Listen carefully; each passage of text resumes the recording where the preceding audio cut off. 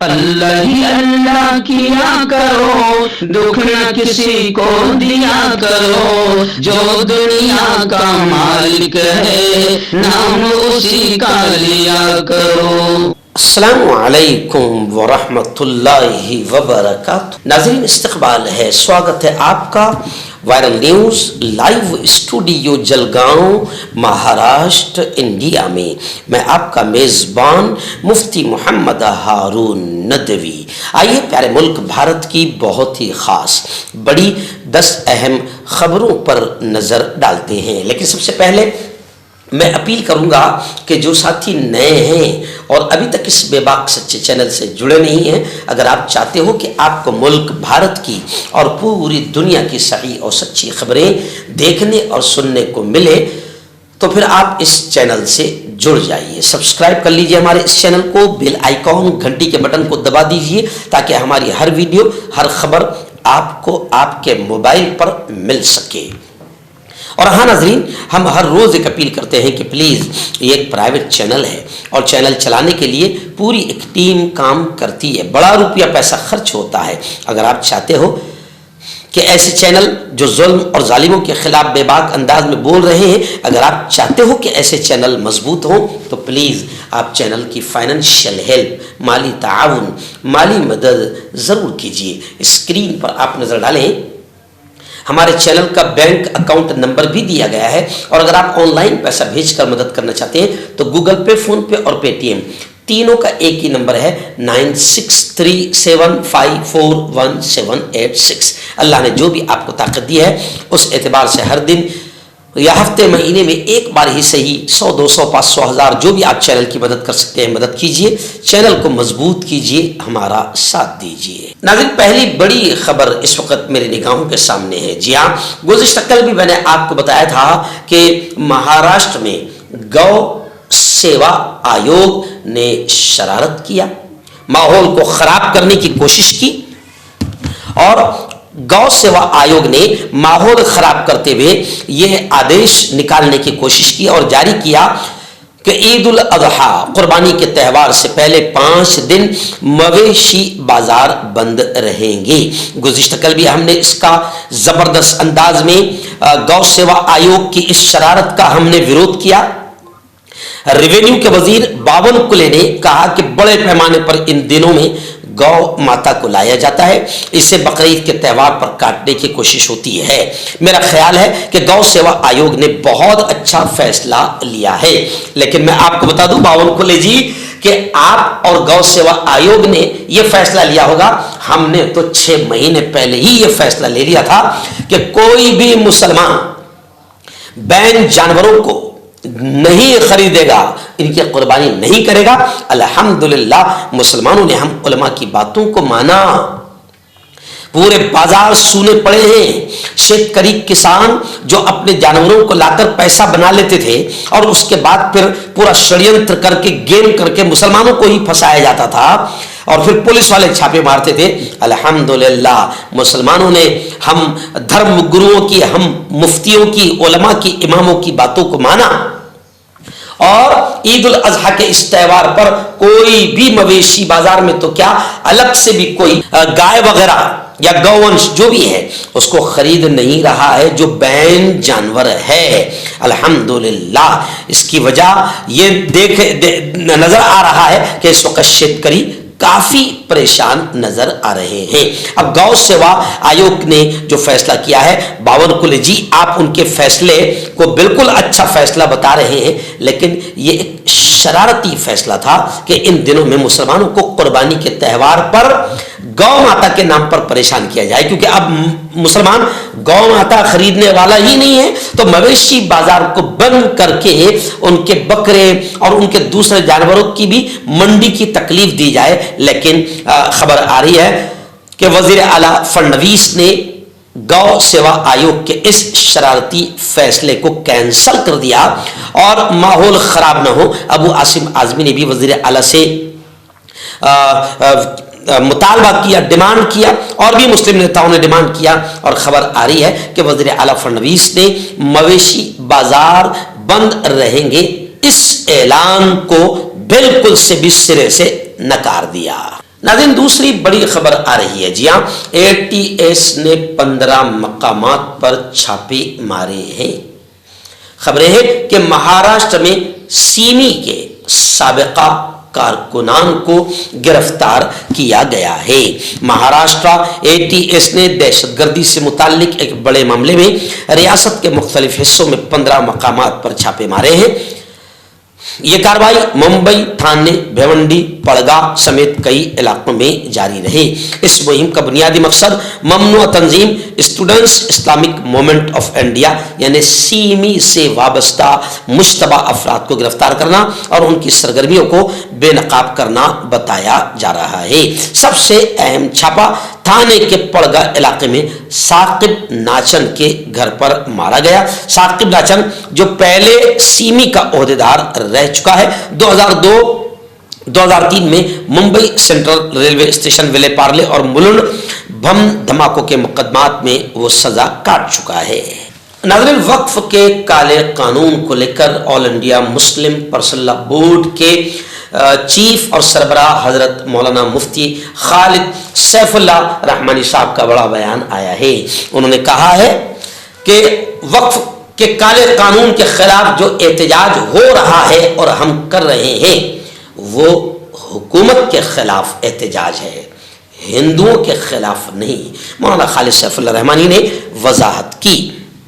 All India Muslim personal board के सदर मौलाना खालिद सैफुल्लाह रहमानी ने इतवार के रोज जोर देकर यह कहा कि वक्फ तरमीमी कानून 2025 के खिलाफ मुजाहिरों का सिलसिला जारी था, जारी है और उस वक्त तक जारी रहेगा जब तक कि ये काला कानून वापस नहीं लिया जाता। और उन्होंने इस बात को जोर देते हुए कहा कि ये लड़ाई हमारी केंद्र सरकार मरकजी हुकूमत के खिलाफ है, न कि हिंदू अकीदे या हिंदू कम्युनिटी के खिलाफ है। दी हिंदू की रिपोर्ट के मुताबिक मौलाना रहमानी सिख और ईसाई समेत मुख्तलिफ कम्युनिटीज़ के मजहबी रहनुमाओं और मुख्तलिफ फ़िरक़ों और मकातिब फ़िक्र से वाबस्ता मुसलमानों और मुख्तलिफ पार्टियों के सियासतदानों के साथ धरना चौक में all India Muslim personal board के ज़ेरे एहतमाम एक जलसे आम से खिताब कर रहे थे। वहीं पर उन्होंने मरकज़ी हुकूमत पर इल्ज़ाम लगाया कि वो कानून साजी की मुखालफत करने वालों के इत्तेहाद को कमज़ोर करने की कोशिश कर रही है। उन्होंने कहा कि हमारी लड़ाई सिर्फ मरकज़ी सरकार के खिलाफ है, ये हमारे हिंदू भाइयों के खिलाफ नहीं। मौलाना ने अपनी दलील को मजबूत करने की बात करते हुए कहा कि 228 मेंबरान पार्लियामेंट ने वक्फ तरमीमी इस काले कानून का विरोध किया और इन विरोध करने वाले मेंबरान पार्लियामेंट में 98% हमारे हिंदू भाई मेंबरान पार्लियामेंट थे। ये इस बात की दलील है कि हमारा ये एहतजाज मरकजी सरकार के खिलाफ है और इस एहतजाज में खुद हमारे साथ हमारे हिंदू भाई बड़ी तादाद में साथ खड़े हैं। नाज़रीन, बड़ी खबर आ रही है। जी हाँ, हजरत मौलाना सैयद अरशद मदनी जमीयत उलमाए हिंद के राष्ट्रीय अध्यक्ष कौमी सदर मौलाना अरशद मदनी ने कहा कि मदारिस हमारी शनाख्त हैं, हम इस शनाख्त को मिटने नहीं देंगे। कुल हिंद तहफ़्फ़ुज़े मदारिस इजलास से मौलाना अरशद मदनी ने खिताब करते हुए ये बात कही। उन्होंने कहा कि मदारिस का मकसद मुल्क और कौम की खिदमत के लिए नई नस्लों की सोच तैयार करना है। मौलाना अरशद मदनी ने गुज़िश्ता रात आजमगढ़ के कस्बा सराय मीर में मुनक़्क़िद कुल हिंद तहफ़्फ़ुज़े मदारिस इजलास से खिताब करते हुए ये बात कही। उन्होंने कहा कि ये कोई मामूली इजलास नहीं बल्कि मौजूदा हालात में मदारिस की हिफाजत को यकीनी करने के मकसद से संजीदा गौर ख़ौज़ और आगे की हिकमत अमली तय करने का एक अहम मौका है। मौलाना मदनी ने कहा कि ये मदारिस सिर्फ तालीम के मराकज़ नहीं, इनका मकसद सिर्फ तालीम और ताल्लुम नहीं बल्कि मुल्क और कौम की खिदमत के लिए नई नस्लों की सोच को तैयार करना भी इन मदारिस का मकसद है। मौलाना मदनी ने कहा कि आज जिन मदारिस को गैर कानूनी कहकर ज़बरदस्ती बंद किया जा रहा है, ये वही मदारिस हैं जहाँ से सबसे पहले अंग्रेज़ों की ग़ुलामी के ख़िलाफ़ आवाज़ उठी थी। मौलाना ने तारीख़ का, हिस्ट्री का जिक्र करते हुए कहा कि जब 1803 में पूरा हिंदुस्तान अंग्रेज़ों के कब्ज़े में चला गया था तब दिल्ली से मारूफ मशहूर मजहबी रूहानी रहनुमा हस्ती हजरत शाह अब्दुल अजीज मुहद्दिस दहलवी रहमतुल्लाहि अलैहि ने मदरसा रहीमिया से एक टूटी चटाई पर बैठकर ऐलान किया कि यह मुल्क गुलाम हो चुका है, इसलिए गुलामी से आज़ादी के लिए जंग करना एक मजहबी फरीजा है। इस ऐलान के और इस फतवे के मदरसे के बाद उनके मदरसे को अंग्रेजों ने नीस्त नाबूद कर दिया और उन पर जुल्म और सितम के पहाड़ तोड़े गए। मौलाना मदनी ने इजलास में शरीक लोगों से मुखातब होते हुए कहा कि 1857 के इनकलाब जिसे अंग्रेजों ने गदर कहा, उसी का नतीजा था कि सिर्फ दिल्ली में 32,000 उलमा को शहीद कर दिया गया। हमारे बड़ों की 150 साल की कुर्बानियां, 150 साल की कुर्बानियों के बाद यह मुल्क आज़ाद हुआ। दारुल उलूम देवबंद का क़याम भी, उसकी बुनियाद भी इसी मकसद से की गई थी कि वहां से मुल्क की आज़ादी के लिए नए नौजवानों को तैयार किया जाए। उन्होंने अफसोस जाहिर करते हुए कहा कि आज तारीख के साथ, हिस्ट्री के साथ खिलवाड़ हो रहा है और वो मदारिस जो आज़ादी का संगमील थे और आज़ादी मुजाहिदीन आज़ादी और आज़ादी के सपूतों और स्वतंत्र सेनानियों को पैदा करने की फैक्ट्रियां थी, आज उन्हीं मदारिस के दुश्मन बनी हुई है इस वक्त की सरकारें। ये इंतहाई अफसोस की बात है। नाज़रीन, बड़ी खबर आ रही है। जी हाँ, कोरोना के बढ़ते हुए मामला को लेकर दिल्ली हाई कोर्ट फिक्रमंद हो गई और दिल्ली हाई कोर्ट ने सैंपल कलेक्शन SOP पर मरकज से स्टेटस रिपोर्ट मांगी है। जी हाँ, आपको याद होगा कि इससे पहले भी मोदी सरकार की बेवकूफ़ी, तालियां और थालियां बजाना और सही तरीके से कोरोना का मुकाबला न करना, जो साइंस कहती है, बल्कि तालियां और थालियां बजवाकर पूरी मुल्क को बेवकूफ बनाना और मौत के मुंह में झोंक देने का काम नरेंद्र मोदी सरकार ने किया था। इसलिए अब कोरोना के बढ़ते हुए मामला को देखकर दिल्ली हाईकोर्ट फिक्रमंद हो गई है और सैंपल कलेक्शन SOP पर मरकज से स्टेटस रिपोर्ट मांगी है।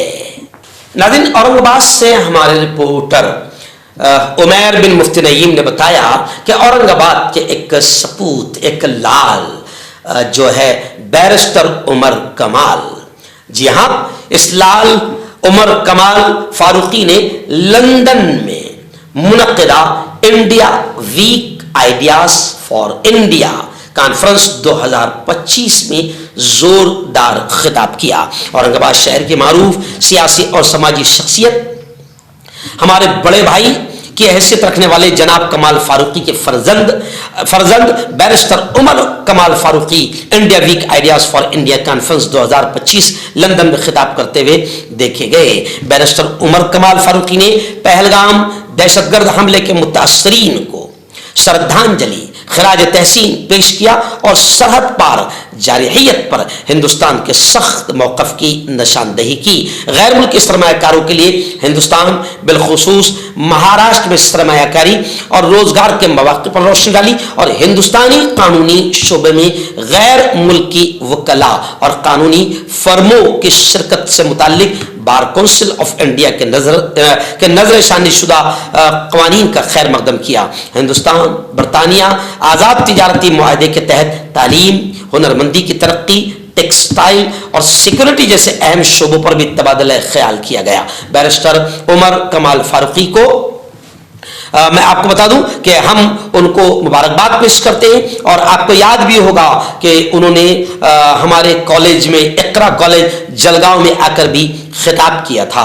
अब हमें बड़ी खुशी हो रही है कि वो लंदन में भी इंडिया के मौक़िफ़ को क्लियर तौर से वहां पर बयान कर रहे हैं। हम उन्हें मुबारकबाद पेश करते हैं और दुआएं देते हैं कि अल्लाह हमारे इस नौजवान बैरिस्टर उमर कमाल फारूकी से और मजीद काम ले, मुल्क का नाम रोशन करें। नाज़रीन, बड़ी खबर आ रही है। जी हाँ, बकरीद के पेश नज़र, ईद उल अज़हा कुर्बानी के त्यौहार के पेश नज़र पुलिस कमिश्नरेट में अहम मीटिंगें हो रही है हर जगह। औरंगाबाद से भी खबर आई है कि कमिश्नर साहब ने भी कहा है कि ममनुआ जानवरों की कुर्बानी, यानी जो जानवर बैन है, मना है, उनकी कुर्बानी करने वालों पर कार्रवाई होगी।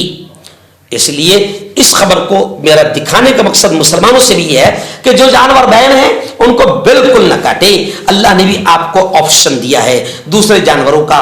آپ دوسرے جانور لیں اور دوسرے جانور کے ذریعے سے آپ اللہ کے نام پر قربانی کریں. جو جانور بین ہیں قسم اللہ کی آپ قسم کھا لو کہ ان کو ہاتھ بھی نہیں لگائیں گے.